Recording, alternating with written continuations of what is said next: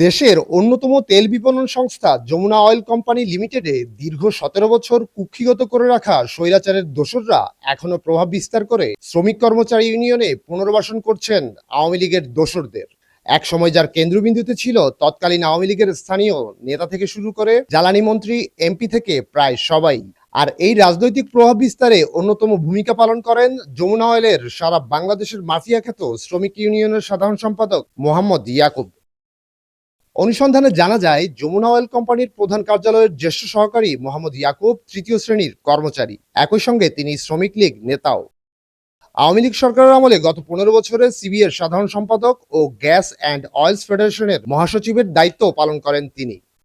আওয়ামী লীগের নেতৃত্বে থাকায় বিগত সরকারের আমলে যমুনা অয়েলের সিবিএর সাধারণ সম্পাদক হিসেবে কোনো প্রকার বাধা ও প্রতিদ্বন্দ্বিতা ছাড়াই এই গুরুত্বপূর্ণ দায়িত্ব পান। তারপর থেকে আর পেছনে ফিরে তাকাতে হয়নি ইয়াকুবকে। অনুসন্ধানে জানা যায়, বর্তমানে প্রায় ১৫০ কোটি টাকার অবৈধ সম্পদের মালিক যমুনা অয়েলের এই মাফিয়ার সাধারণ সম্পাদক। ৫ই আগস্টের পরে সপ্তাহখানিক গা ঢাকা দিল বর্তমানে বহাল তবিয়তে ইয়াকুবের অপকর্ম। এই বিষয়ে শ্রমিক লীগ থেকে শ্রমিক দল হয়ে যাওয়া এই নেতার সাথে একাধিকবার যোগাযোগ করার চেষ্টা করা হলেও তিনি মুঠোফোনে সাড়া দেননি।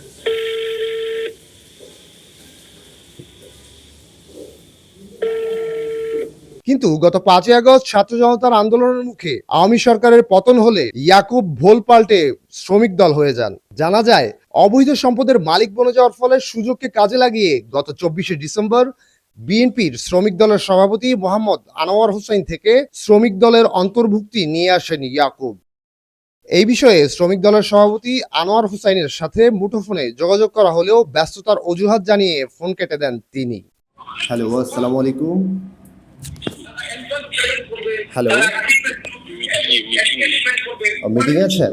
এই ঘটনাকে ঘিরে সিবিএর শ্রমিক দলের অন্যান্যদের মধ্যে ঘৃণা ও ক্ষোভ প্রকাশ করলেও সিবিএর আসন্ন নির্বাচনের প্রতীক নিয়ে নেন এই দোসর। অনুসন্ধানে জানা যায়, ছাত্র জনতার আন্দোলন আর ত্যাগের ফলশ্রুতিতে পাওয়া স্বৈরাচার মুক্ত এই দেশে স্বৈরাচার পুনর্বাসনে প্রতিনিয়ত ষড়যন্ত্রে লিপ্ত রয়েছেন ইয়াকুব, যার কারণে এখনো যমুনা অয়েলের কর্মচারীরা অস্বাভাবিক ভীতি ও আতঙ্কিত সময় পার করছে। Iftekhar Hossain, news today.